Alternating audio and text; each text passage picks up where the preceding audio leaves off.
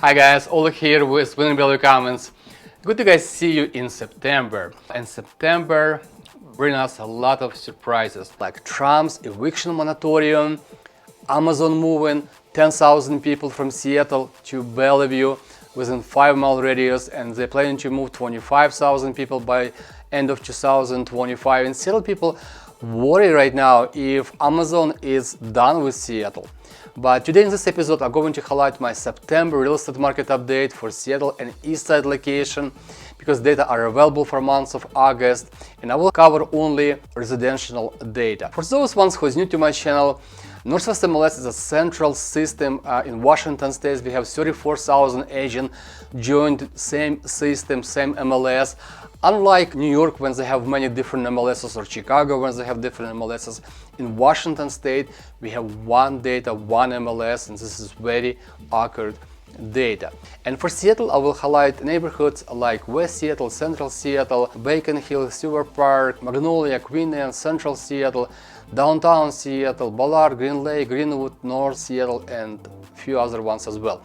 And for Eastside, I will cover like Bellevue, Redmond, Issaquah, Sammamish, Bothell, Woodinville, Newcastle, and couple other cities. On September 4, Seattle Times wrote new article, Western Washington home prices hit new records high. Is that what's really happening? Let's dive in together to this episode. Please consider to subscribe to my YouTube channel if you like to receive updates like this in the future.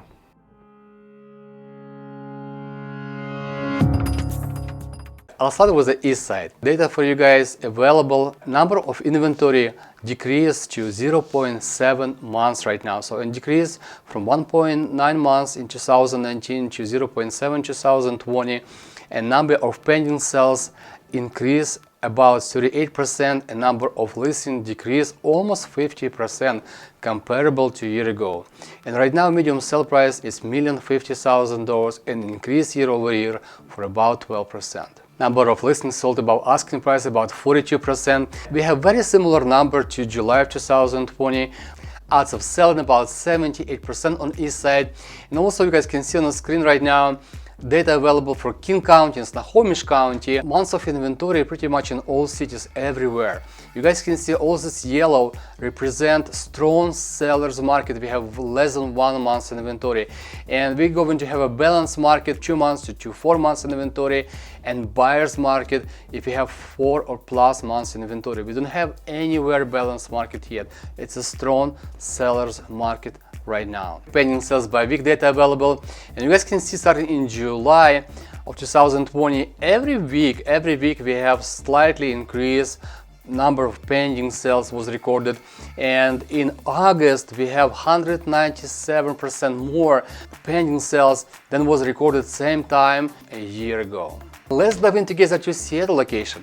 In Seattle, you guys can see on the screen right now, we have medium sale price $825,000 with 9% increase year over year. And number of inventory right now, we have about 1 month. It's more inventory than we have in east side, but number of inventory still decreased from 2019 to 2020. And number of listings actually increase right now in Seattle comparable to east side. What it tells me, a lot of people moving from Seattle somewhere else. So they move into east side, they move into different states, but we have a huge traffic right now moving from Seattle, but also those properties somebody else buying and other people moving back to Seattle as well. As on the east side, 42% of all homes selling above asking price, very similar to July 2020, and odds of selling right now 76% in Seattle. You guys see pending sales by week data. In Seattle we have a little bit decrease by end of the July week by week to almost the same level as we used to have in pre-pandemic time. But starting in August, number of pending sales increased a lot. First week of September, they increased by 199% comparable to the year ago. I want to put for you guys on the screen Central Seattle data. This data includes Capitol Hill and Chubb zone, very famous, everybody know about Chubb. And you guys can see there like interesting data. We have right now in this location, this specific area, about 2 months of inventory in Seattle. To wrap up, I can say pandemic created delayed sales but not lost sales. Pandemic continues on, real estate has recovered to 2019 levels. A number of pending sales represent current activity are good forward indicator. I'll put on the screen, guys, for you data comparable 2019 to 2020 through April to August. April 2020 versus April 2019, pending sales was down 52%, and in May it was down about 25%. And in June starts recovery, and you can see the pending sale was up about 6%. In July was up about 16%. August of 2020 was up almost 38% comparable to August 2019.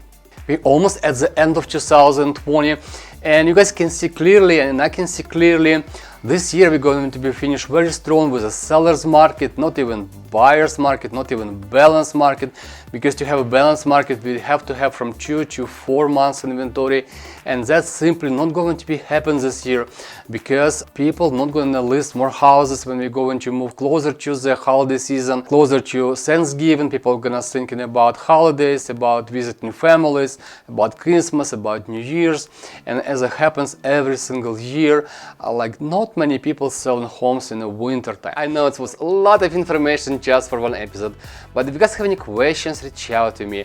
I would be love to be your real estate resource. And if you like this episode, smash like button, subscribe to my channel. Be safe there. Until next time.